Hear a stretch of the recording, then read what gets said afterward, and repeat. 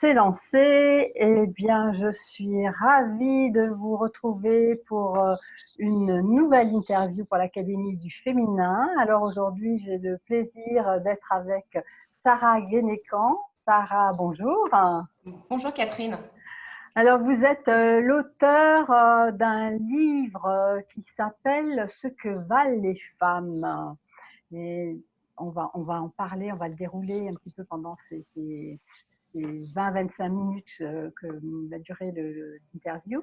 Alors, je trouve ça vraiment, je vous l'ai dit un petit peu en off, mais je trouve ça très chouette qu'une femme qui travaille dans la finance ait pris les rênes, enfin, ait eu le courage d'écrire aussi ce livre sur les femmes, sur leur relation à l'argent, sur ce qui se passait, sur ce que vous aviez vu qui se passait dans la relation des femmes et l'argent, leur manière d'être, de leur peur, des mythes qui se promenaient par-ci par-là. Et vous avez fait un livre qui est très sympa, qui est très dynamique, qui est très facile et agréable à lire, en fait. Et donc, j'aimerais bien qu'on en parle un petit peu plus et que vous nous donniez des petits trucs. D'une part, ce que vous avez repéré pendant les recherches, l'étude que vous avez faites, menée pour écrire ce livre, mais aussi, en fait, ce que vous avez perçu, peut-être aussi, j'ai l'impression qu'il y a de ça dans le livre aussi, cette perception un petit peu intuitive aussi d'une femme qui parle de la relation à l'argent qu'ont les autres femmes dans un milieu qu'on dit plutôt masculin. Et là, on va voir qu'il y a peut-être des croyances à défaire, à dénouer. Ce serait vraiment intéressant d'y arriver. Alors, tout d'abord, comment vous est venue l'idée ou l'envie d'écrire ce livre? Alors, il y a plusieurs choses qui se sont passées. C'est une sorte d'alignement d'étoiles, j'ai envie de dire, une convergence, mais en gros, surtout deux raisons. Une première raison, c'était que j'ai commencé à avoir beaucoup de femmes qui venaient me voir, mais ça a commencé avec les gens que je connaissais, après de bouche à oreille, de personnes qui venaient me voir pour me dire, ah bah voilà, j'ai des économies en banque, ma banque m'appelle pour me vendre ce produit, qu'est-ce que tu en penses? Alors, je disais, ben, viens, on va boire un café. Et puis, je donnais mes conseils un peu sur le coin de la table. Parce que moi, je fais de la gestion de fortune, mais vraiment pour des clients qui ont à partir d'un certain patrimoine à investir. Donc, on parle de quelques millions. Donc, toutes les personnes qui avaient des dizaines de milliers de francs sur leur compte, je ne pouvais pas les aider de manière professionnelle. Donc, je le faisais… Je vais juste préciser, vous parlez de France, vous êtes en Suisse. Oui, je Donc, suis basée à Genève. Voilà. Donc, on ne parle pas d'euros, on parle de francs suisses. On parle de francs suisses, oui, excusez-moi. Tout à fait. Bon, maintenant, on est à peu près, ça veut un peu dire tout la même chose, mais oui. effectivement. Et donc, du coup, il y avait de plus en plus cette frustration de ne pas pouvoir aider en fait tout le monde, puis de me dire, mais en fin de compte, mes connaissances, les personnes qui me contactaient me disaient, mais c'est génial, tu m'as beaucoup aidé. Je disais, mais comment je peux aider plus de gens, surtout toutes les personnes qui en ont le plus besoin? Et donc ça, je me suis dit, le livre, par exemple, c'est quelque chose qui est facilement transmettable. Et puis, les gens qui l'achètent, après, ils ont le mode d'emploi. C'est un peu comme un livre de cuisine, à quelque part. Donc, c'était une manière de transmettre mes connaissances de manière facile et légère. Ça, c'est une des raisons. Et puis, il y a une deuxième raison qui est un peu plus personnelle, c'est que moi, je suis une nature assez facile de contact, donc je vais facilement vers les gens. Et puis, c'est vrai que quand je me retrouvais à des anniversaires, des mariages, des cocktails, des conférences, à partir, une bonne discussion commence jusqu'au moment où on me demande, puis toi, tu fais quoi? Je disais, moi, je suis dans la finance. Et là, il y a un peu toujours eu ce sentiment de coup près de, ah, c'est bête, parce que tu avais l'air tellement sympa jusqu'au moment où tu nous parles de la finance. Et voilà, cette envie de dire, mais comment on peut changer cette image négative que la finance a auprès des femmes, beaucoup, mais pas que. Il y a beaucoup d'hommes qui ont une image très négative de la finance, donc c'est pas lié à un genre, mais voilà. Donc, c'était une manière de… Donc, quand vous dites que le livre est léger, facile d'accès, c'était ça l'idée. C'était de démystifier cette finance et puis de commencer à dire maintenant, ça suffit, ne laissez pas les secrets de la bourse, des marchés financiers seulement à certaines personnes, quoi. C'est pour démystifier ça. D'accord. Alors, ça voudrait dire que quand on parle d'argent, quand on parle de finances, ça va être on va s'embêter, ça va pas être intéressant, c'est pas fun, c'est lourd, c'est ça? Bah, c'est un petit peu mon constat quand je rencontrais des gens et que je rentre en contact avec des personnes qui sont pas dans la finance. Il y a cette image un petit peu rébarbative, cette fausse croyance que c'est compliqué, qu'il faut avoir fait un master ou de longues études pour comprendre comment fonctionnent les Ouais. marchés financiers. J'aime bien prendre l'exemple de la voiture parce qu'en fin de compte, il est parlant avec tout le monde. Tout le monde conduit des voitures. Tout le monde sait comment lire son tableau de bord de voiture, c'est-à-dire à quelle vitesse je vais, si je vais trop vite, si je vais pas assez vite, si je dois mettre de l'essence, si je dois changer l'huile. C'est pas un problème, ça, tout le monde sait le faire. Mais par contre, c'est pas pour autant que les gens savent comment fonctionne le moteur ou comment réparer le moteur. Oui. Donc pourquoi on ne pourrait pas faire la même chose en finance? Laisser le côté technique vraiment aux techniciens, aux garagistes, aux banquiers, et puis avoir quand même un tableau de bord pour savoir, bon, est-ce que là, ma voiture, elle va à la bonne vitesse? Est-ce que j'ai besoin de l'amener faire un check-up?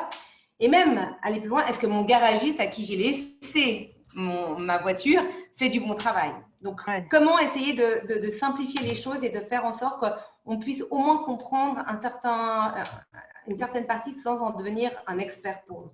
Oui, oui, oui, et ça me fait penser aussi à comment garder quand même les rênes et comment garder une forme de responsabilité là-dedans, ne pas se livrer finalement financièrement et livrer son argent comme ça à son banquier en disant, oh là, moi je veux rien savoir. C'est ce qui se passe quand même souvent, hein, c'est moi je veux rien savoir, je dépose mon argent, après vous en faites ce que vous voulez. Et on oublie parfois que ben, les banquiers, enfin les banques en tout cas, sont là, ont notre argent, le font tourner, l'utilisent, que ça leur rapporte, alors que nous, parfois, ben, ça ne nous rapporte rien. Enfin, là, si on le laisse sur le compte courant, hein, évidemment. Mais donc, Ouais. c'est vraiment se dire que ça fait partie de notre responsabilité. Complètement. Et on parle des banquiers, hein, mais c'est pas que le cas. Comme vous dites, je suis à Genève. Donc à Genève, tout le monde a quelqu'un dans sa famille qui travaille dans la banque, pour le dire. Donc c'est pas tellement le banquier, ça peut être un ami, une amie, mais c'est comment on ne va pas donner les rênes comme ça impunément. Il faut quand même garder le contrôle et c'est aussi une manière de s'assurer que la relation reste toujours équilibrée. Oui, Voilà, donc l'important, c'est vraiment ça. C'est pas une question de confiance ou quoi que ce soit, mais c'est aussi une question de compréhension et responsabilité. Parce que c'est trop facile de laisser les rênes à quelqu'un. Et puis ensuite, quand les choses vont pas dans la bonne direction, eh ben quoi, on a le bec dans l'eau, quoi. oui. Alors, d'après vous, quels sont les trois freins majeurs qui empêchent les femmes de s'intéresser à ce sujet un peu brûlant de l'argent?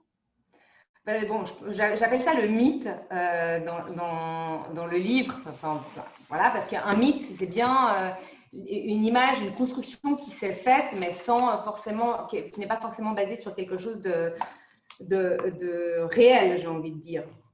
Mais il y a plusieurs choses. Il y a déjà que la finance, le monde financier a une image relativement négative. C'est un peu l'histoire du banquier qui fait de l'argent avec de l'argent, cette sorte c'est pas très sexy, j'ai envie de dire. Et puis, ça va pas tellement en alignement avec des valeurs féminines qui seraient plutôt l'harmonie, le don de soi, ce genre de choses. Donc, il y a un côté très compétitif, qui est pas très attractif pour les femmes. Que ce Ça, serait un profiteur même?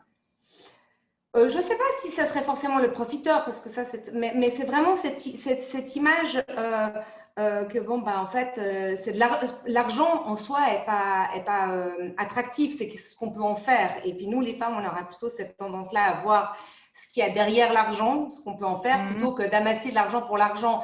C'est l'image de Picsou, quoi. Enfin, je veux Oui. dire, c'est pas un Picsou, ou même si on regarde l'image du banquier dans le film de Mary Poppins, par exemple, ben, voilà, il y a cette sorte de mauvaise comment dire, croyance. C'est pas sexy. Moi, ce qui me vient là, c'est ça. C'est pas C'est sexy. ça. Moi, je vois voilà l'homme en costard cravate, Ouais. froid, pas très sexy. Ouais, ouais, c'est ça. Un peu... J'avais un collègue qui me disait à la banque, oui, moi je suis le croque-mort, quoi. Mais il y a Ah le ouais. côté un peu, il y a ce côté un peu là, ouais. Ouais. Très sérieux, très compétitif. L'image que les banques, la banque, c'est le domaine des requins. Voilà, cette image-là déjà qui est pas très, n'est pas très appealing comme on dit. Voilà, ça Donc c'est ça, la première chose. ouais. La deuxième, j'ai envie de dire, c'est qu'il y a cette misconception que la femme, elle pense qu'elle n'a pas suffisamment de connaissances, qu'elle ne sait pas. Et en fait, bon, c'est vrai, si on réfléchit, et là, je trouve qu'il y a des initiatives qui vont dans la bonne direction, mais pas encore suffisamment. Pourquoi on n'apprend pas à l'école aux enfants, Oui. et pas seulement qu'aux femmes, hein, aux enfants, pourquoi il n'y a pas la matière éducation financière? Oui. Alors, on va apprendre l'histoire, la géographie, le français, peut-être l'anglais, et pourquoi pas la finance? Pour moi, c'est la base. On vit dans une société où tu as en plus plein de jeunes maintenant, à l'âge de déjà 20, 25 ans, ils sont endettés. Non, l'éducation financière, ça doit commencer déjà dès le plus jeune âge. Donc, comment, voilà, il y a ce manque de connaissances. Oui, parce que très souvent, on entend les femmes qui disent non, ça ne m'intéresse pas, j'y connais rien, c'est pas pour moi, c'est le job des hommes. Ouais. Oui. Et là, je me permets un petit aparté parce que quand j'étais en cours de rédaction du livre, un jour, j'attendais à l'école, à la sortie de l'école, mes enfants, et une maman était là et elle me dit: Ah, tu fais quoi? Alors, je raconte un petit peu mon projet. Puis elle me dit: C'est génial que tu écrives un livre, en plus sur la finance pour les femmes, enfin bref. Mais bon, ça ne sera pas pour moi, je ne le lirai pas ton livre. Je dis: Mais comment tu peux dire déjà que tu ne vas pas le lire? Mais non, mais parce que moi, déjà, j'y comprends rien, ça ne m'intéresse pas. Et puis, de toute façon, c'est mon mari qui s'en occupe. Je lui dis: Mais toi, tu es ma lectrice cible. Justement, tu dois le lire, le livre. Parce que c'est ça, je crois qu'il y a le manque d'intérêt et cette croyance qu'on n'a pas les connaissances ni les capacités de le faire. Et c'est peut-être, tout est lié, hein, parce que quand on ne s'intéresse pas à un sujet, peut-être, c'est comme les gens qui n'aiment pas faire la cuisine, généralement, ce ne sont pas des bons cuisiniers.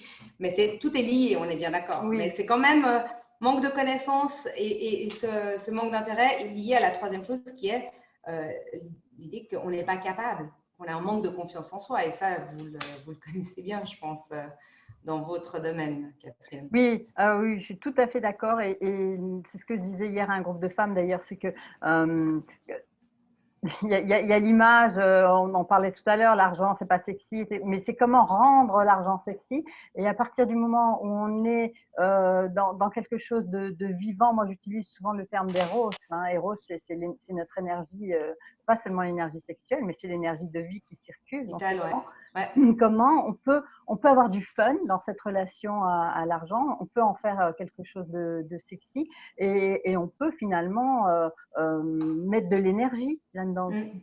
Parce que très souvent, eh ben, en fait, on ne s'y intéresse pas et c'est un cercle vicieux. Donc, exactement. On ne met pas d'énergie, on ne comprend pas comment ça se passe, ça reste toujours bloqué, il n'y a rien qui se passe, c'est pas fun. Et puis voilà, et puis on tourne en boucle et ça s'éteint. Ouais.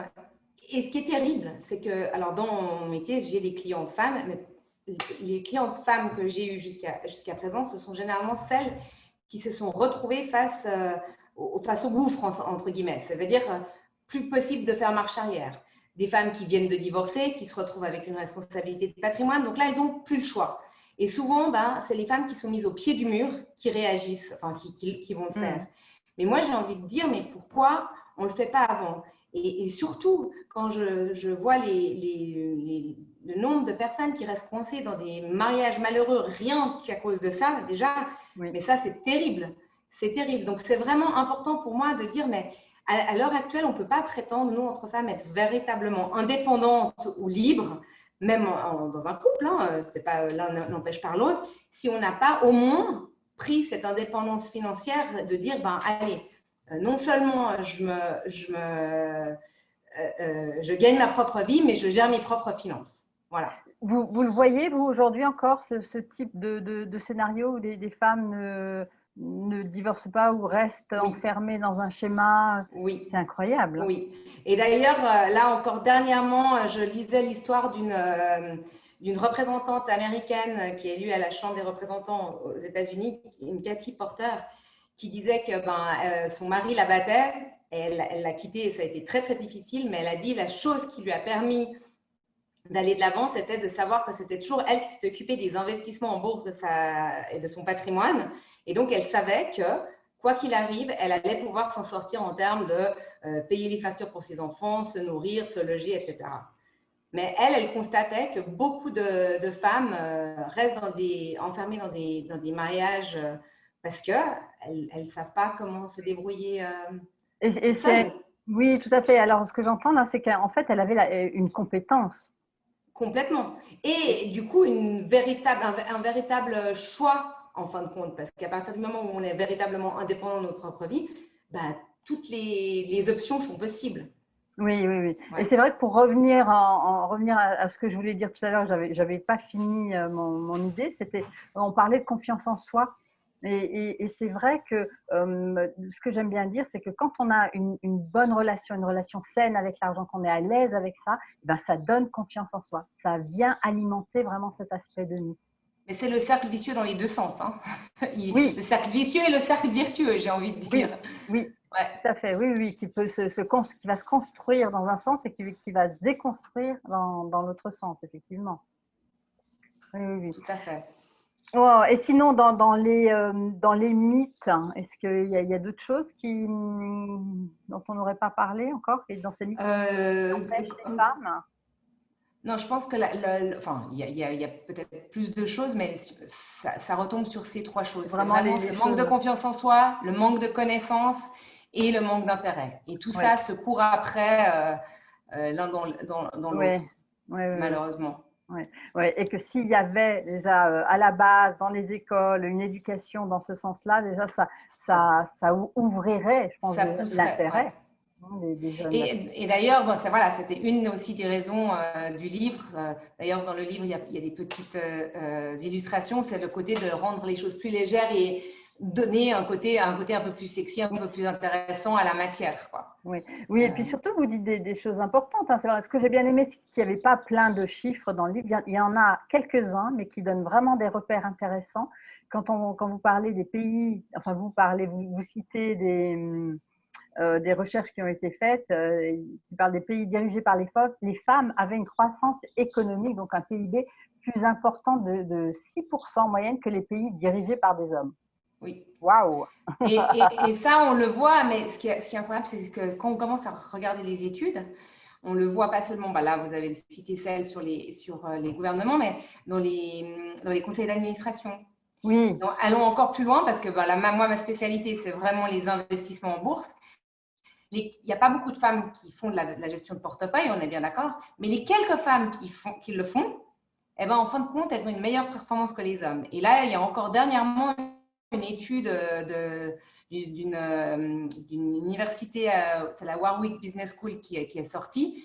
La performance est de 1,8% de plus par année. C'est énorme. pour les Et portefeuilles donc, il y a gérés quand par les même femmes. une raison. Voilà. Et donc, Mm. en fait, les femmes, de manière, quand elles se lancent dans les investissements, eh ben, elles sont tout à fait capables et elles réussissent mieux que les hommes. Donc, en fait, c'était tout le sujet du livre de dire, bon, mais alors, comment ça se fait? Qu'est-ce qui fait qu'on est différents, hommes-femmes, sans non plus de rentrer trop dans des schémas, hein. L'idée, c'est qu'on a Oui, tous peut-être un côté féminin et un côté masculin. Donc, voilà.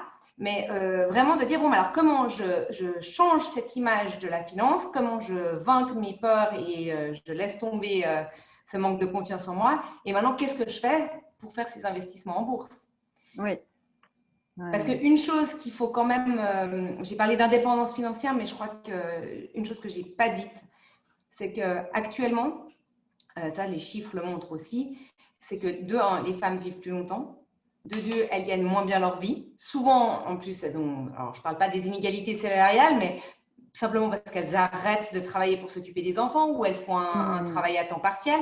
Voilà. Et toutes ces choses mises l'une à une, eh ben, on se retrouve que les femmes sont beaucoup plus pauvres quand elles atteignent la retraite que les hommes.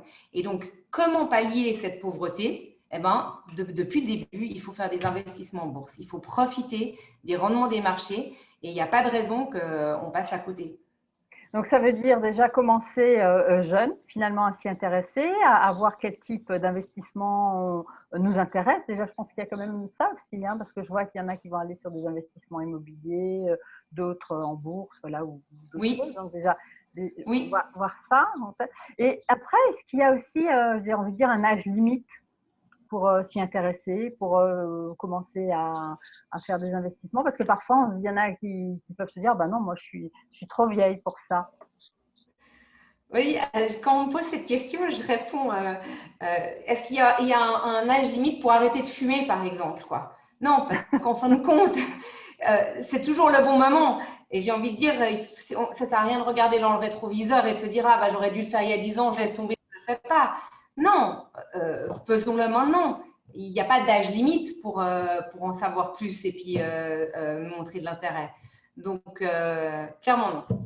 Oui, d'accord. Ben, bonne nouvelle, mesdames. Hein.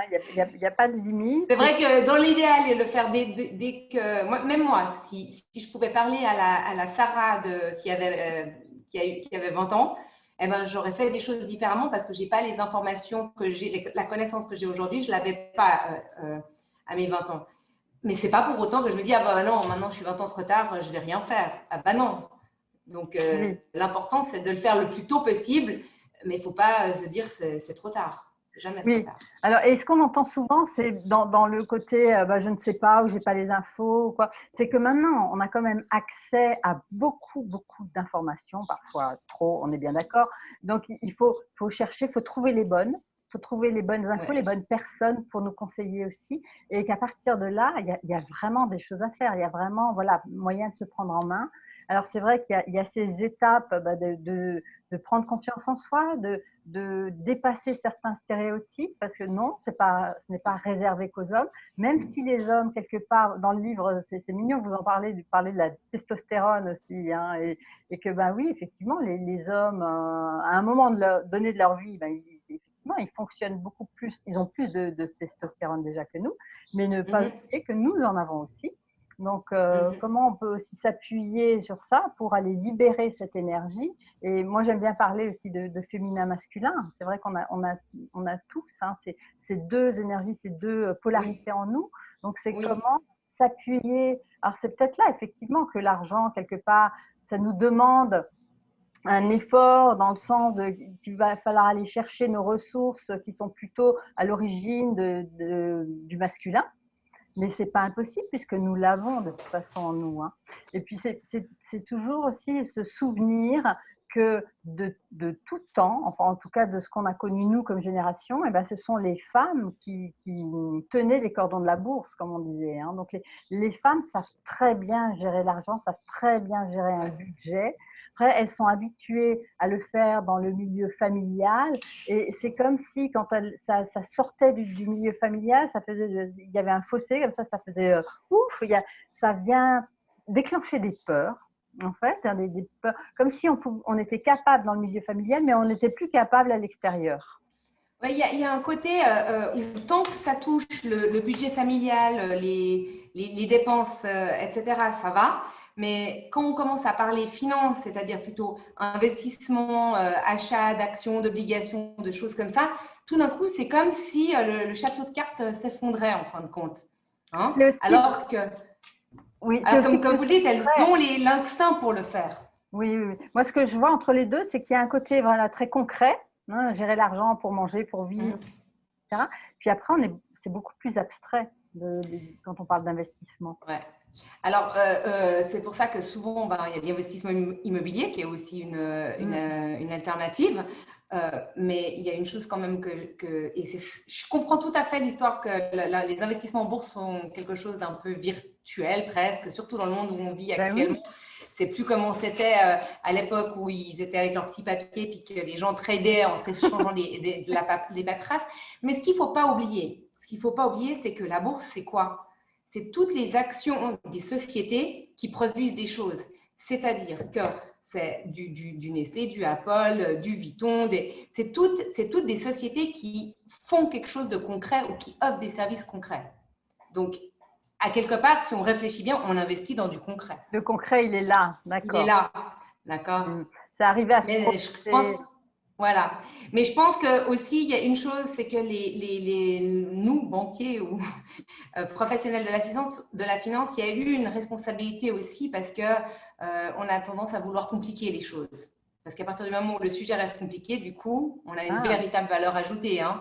C'est le syndrome de la blouse blanche qui est en train de tomber plus peut-être chez les médecins parce que maintenant tout le monde on va chez le médecin, je google, je vérifie qu'est-ce qu'il m'a dit, c'est quoi ce médicament. Mais voilà, faisons-le aussi pour le domaine financier. Oui. Exactement. Oui, oui, de sortir vraiment je suis le banquier et l'expert, il détient un savoir, donc un pouvoir. Ouais. et nous, peuple, nous Mais c'est avons… ça. Mais c'est terrible de le dire comme ça, mais oui, il y a un côté très moi je sais, toi tu sais pas, donc je vais t'expliquer. Enfin, et je vais même pas t'expliquer. Je vais te dire tu fais comme ça et personne ne discute, quoi. Oui, oui, oui. Et c'est pour ça qu'il est vraiment, moi je le dis, je le surligne depuis quelques jours, parce que là, au sein de l'académie, on est vraiment beaucoup sur le thème de l'argent, des femmes et de la relation à l'argent. Donc c'est vraiment, il est vraiment urgent aujourd'hui de se reprendre en main, de reprendre les rênes, de savoir de quoi on parle, de ne pas avoir peur d'en parler, justement, hein, que ce soit De avec son poser les banquier. questions, de ne pas avoir Oui, peur de poser les questions. Il n'y a que des réponses débiles, jamais des questions débiles, hein. Toujours, toujours. oui, oui, oui, Poser des exactement. questions, Ouais. Poser des c'est questions sûr. à son banquier, en parler avec ses copines, même parce que vous donnez l'exemple dans le livre aussi, c'est intéressant, hein. C'est vrai que l'argent ne fait pas partie des discussions prioritaires chez les femmes. Non, Donc, non. c'est vrai qu'on va parler d'un tas d'autres choses, mais on ne va pas parler d'argent. J'entends parler d'argent de manière intelligente, pas tiens, j'ai fait du shopping ou j'ai Ouais, dépensé tant, ouais, je me suis acheté la dernière petite robe, machin. Mais, mais vraiment de santé financière ouais, aussi, hein, on ouais, pourrait dire. ouais. Oui, oui, oui, Donc, ça, c'est tout à important. Moi, fait. j'aime bien le regarder comme ça, aussi en Ouais. termes de santé financière. Et ça, je pense que c'est vraiment quelque chose qui va se développer ces prochains temps. En tout cas, je vois qu'il y a de plus en plus de femmes qui se lancent sur le sujet, qui sont Oui, actives à leur niveau. Voilà, moi je le fais dans ma partie, vous le faites dans la oui, vôtre. Et je vois qu'il y a des synergies qui se font. Je trouve ça oui. vraiment génial pour que les femmes vraiment prennent confiance en elles et qu'elles trouvent un intérêt à développer aussi ce regard, leur regard sur ce qui est l'argent, la finance, et pas à des grandes échelles, hein, à Non, leur… puis débloquer ces fausses croyances Oui, qui ont été, qui sont en nous pour plein de raisons, hein, mais voilà. Et oui, c'est vrai que, enfin, vous m'avez demandé au début pourquoi j'ai écrit le livre, donc il y avait ce côté de vouloir partager mes connaissances. Et moi, petite, en fait, mon rêve était de travailler pour la Croix-Rouge. Alors, je suis bien loin de mes rêves de gamine. Mais il y a une chose, c'était de toujours comment je peux participer au bien-être du monde en général. Et je me disais, mais dans mon métier, franchement, je ne vais pas pouvoir faire grand-chose, quoi. C'est pas comme si j'étais médecin ou que je pouvais donner une année de mon temps. Ou, voilà. Et du coup, en faisant un travail avec un coach, eh ben, j'ai réalisé que de partager mes connaissances, c'était aussi une manière de participer à l'amélioration du monde en général. Et c'est aussi une des raisons pour laquelle j'ai décidé que tous les bénéfices qui sont liés à la vente du livre, je les reverse à une école au Rwanda qui a pour but, en fait, de donner des bourses à des jeunes filles pour qu'elles puissent justement s'éduquer et puis avancer dans leur vie. Donc voilà, je voulais aussi ouais, mentionner super, super, le but. merci.